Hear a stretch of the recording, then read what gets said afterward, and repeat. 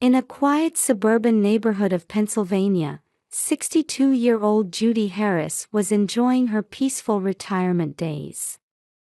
After a nursing career spanning over 30 years, she now only occasionally volunteers for community health consultations.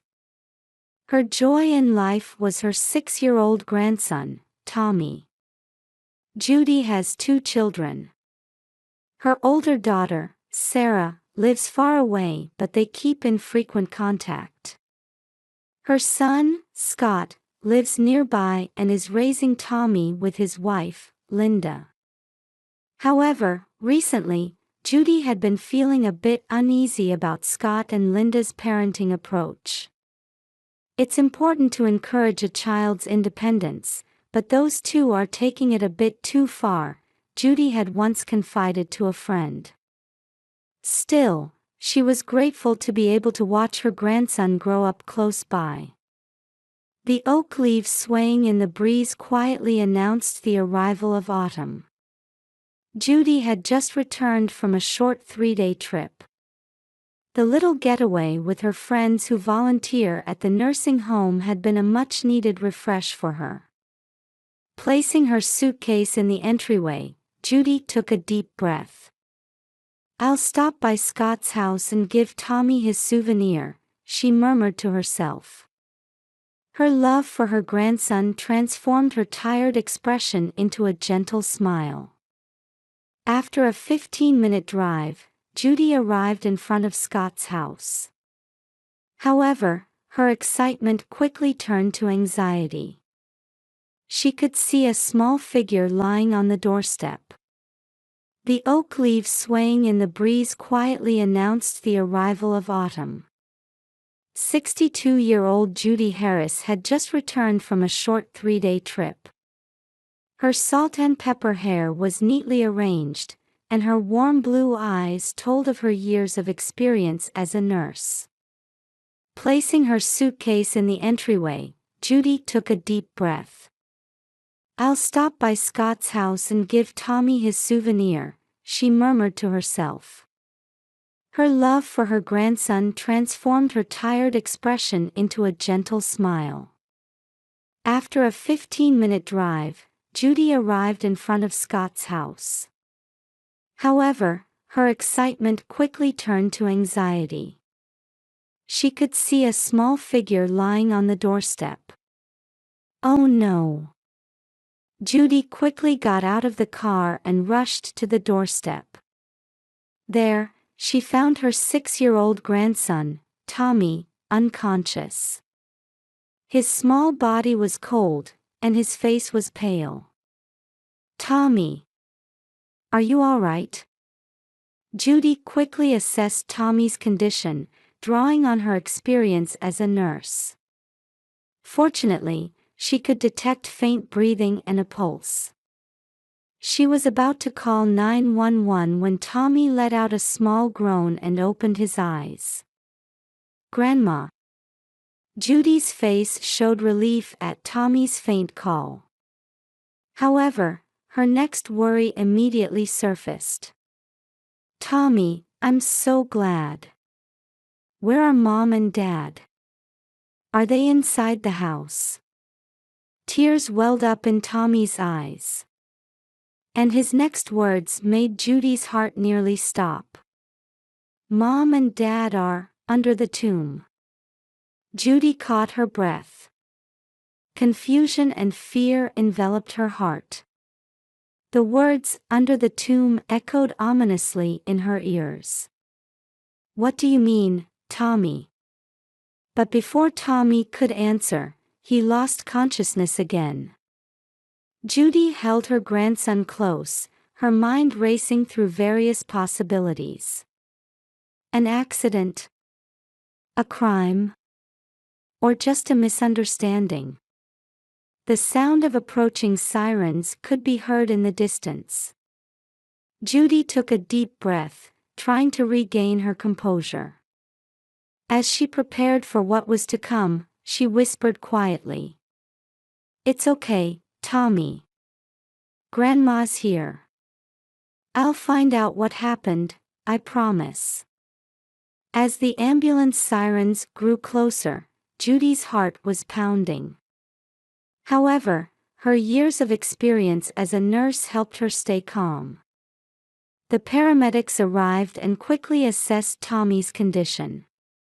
Fortunately, there's no immediate danger to his life, the paramedic reported, and Judy breathed a sigh of relief. However, they recommended a more thorough examination at the hospital, to which Judy readily agreed. The 3 hours at the hospital felt like an eternity to Judy. As she sat restlessly in the waiting room, the doctor finally appeared. "Mrs. Harris, your grandson shows signs of dehydration and mild food poisoning. However, we've administered appropriate treatment, so he should recover by tonight." While relieved by the doctor's words, questions swirled in Judy's mind. How did Tommy end up in this condition? And where were Scott and Linda? Tommy woke up at dusk.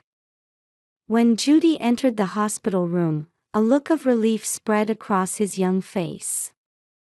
"Grandma." "Tommy, it's all right. Grandma's here." Judy gently held her grandson's hand. "Can you talk a little? Can you tell me about Mom and Dad?" Tommy hesitated for a moment but then began to speak in a small voice. "Mom and Dad went to Egypt.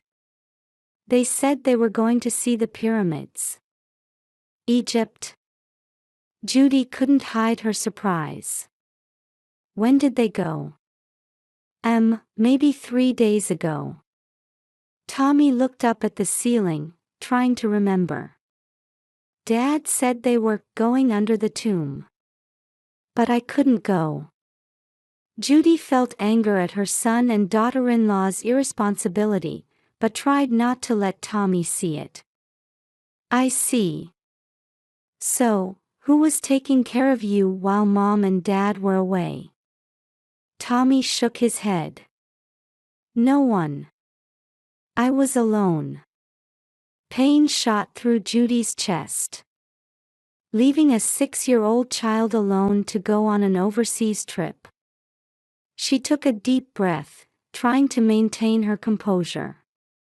"Tommy, you did well. But didn't your tummy hurt?" Tommy thought for a moment before answering. "Yes, my tummy started hurting yesterday. I ate a sandwich from the fridge." Judy began to piece together the situation. A neglected child, improper meals, and resulting food poisoning. Her anger grew, but right now, caring for Tommy was the priority. "I understand, Tommy. It's okay now. Grandma will take care of you." As she hugged Tommy, Judy made a silent vow. To protect this child and make him happy. And to confront Scott and Linda sternly. That afternoon, Sarah arrived. The two women faced each other with serious expressions, discussing how to proceed. They considered various options, including legal measures and contacting Child Protective Services. As night fell, Judy and Sarah were contemplating their next move with firm resolve. They were determined to take all necessary actions, prioritizing Tommy's happiness and safety. The morning after Sarah's arrival, Judy made a heavy decision. At the breakfast table, she faced Sarah with a serious expression. "Sarah, I'm going to contact Child Protective Services. This is a problem we can't handle on our own." Sarah nodded quietly. "You're right, Mom. Tommy's safety is the most important thing." Judy took a deep breath and picked up the phone. She called the Child Protective Services CPS hotline and briefly explained the situation. A few hours later, social worker Emily Johnson visited. Emily was a woman in her mid-30s, with kind eyes and a calm demeanor. She sat in the living room facing Judy and Sarah, carefully listening to the details of the situation. "Mrs. Harris, please tell me more about what happened," Emily gently prompted. Judy explained the sequence of events, detailing Tommy's condition and his parents' actions. Emily listened intently, occasionally taking notes. "This is indeed a serious situation," Emily began, choosing her words carefully. "First, I recommend starting legal proceedings to become Tommy's temporary guardian. We should also report this to the police as a possible case of child neglect." Judy and Sarah looked at each other and nodded. Emily continued. "I can refer you to a trustworthy lawyer. And I'll support you in reporting to the police." That afternoon, Judy met with the recommended lawyer, Martha Clark. Martha was an experienced female lawyer in her 50s, highly regarded in the field of child welfare. "Mrs. Harris, let's start the petition to become your grandson's temporary guardian right away," Martha said firmly. "We'll ask the court for an emergency protection order.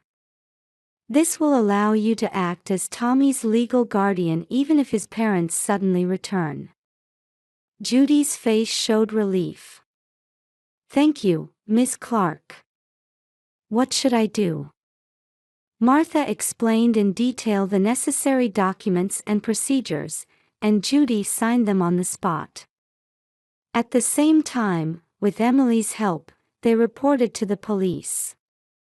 They reported the possibility of child neglect, and a formal investigation was initiated.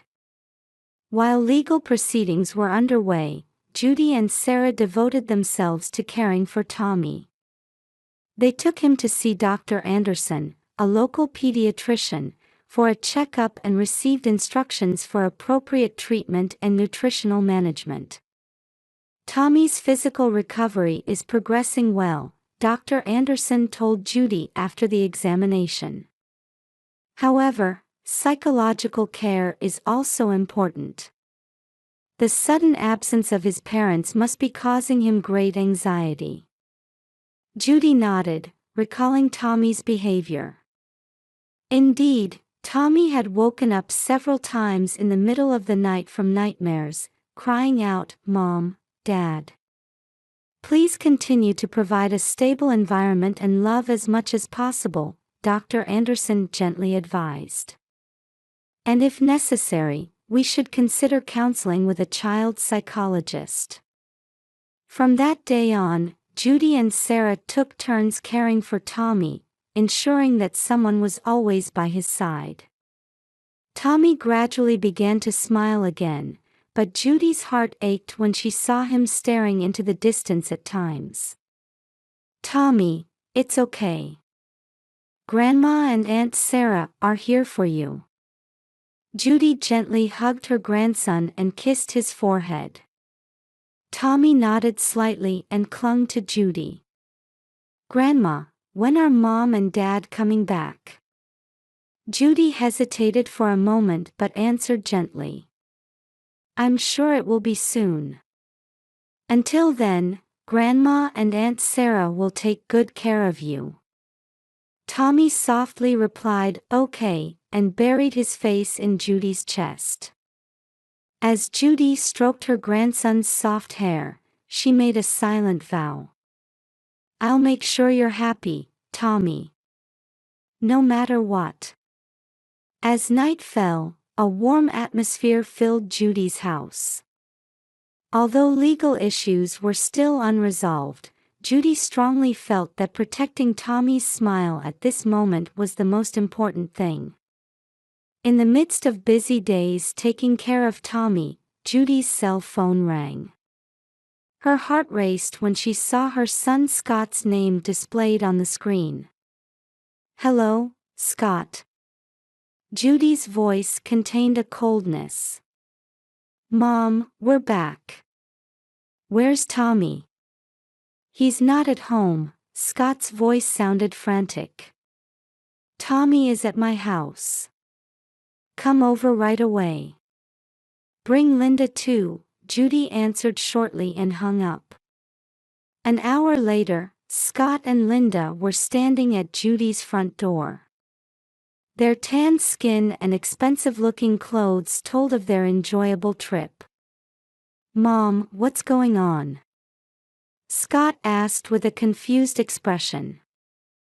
Judy invited them into the living room and faced them with a stern expression.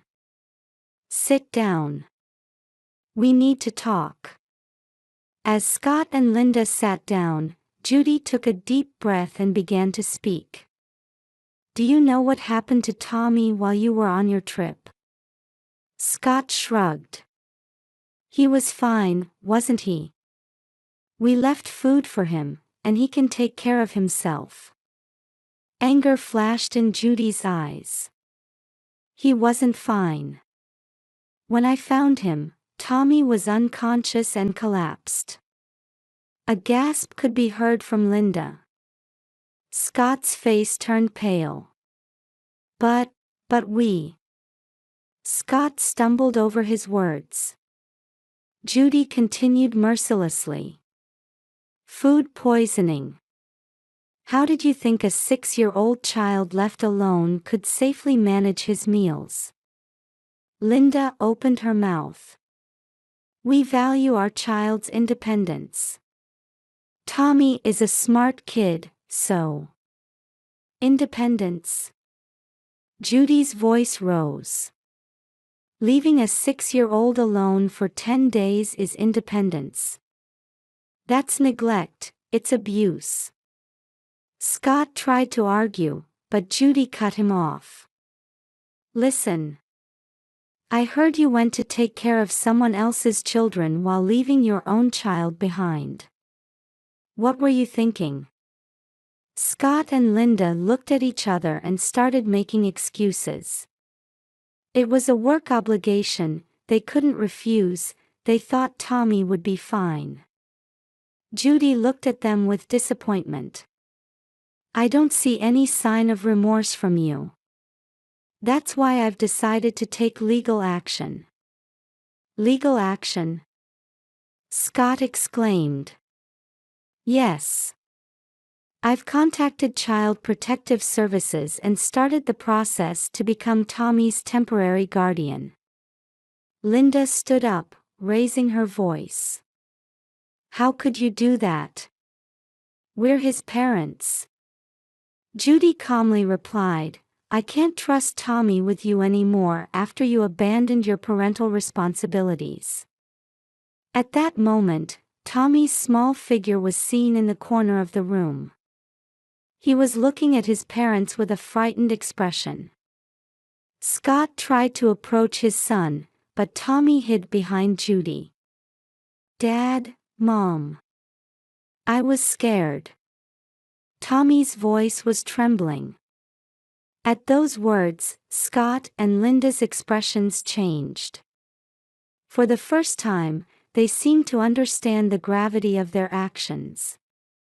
Gently hugging Tommy, Judy told Scott and Linda, "Think carefully about what you should do for Tommy from now on. Until the court makes a decision, I'll be taking care of Tommy." Scott and Linda left the house wordlessly, hanging their heads.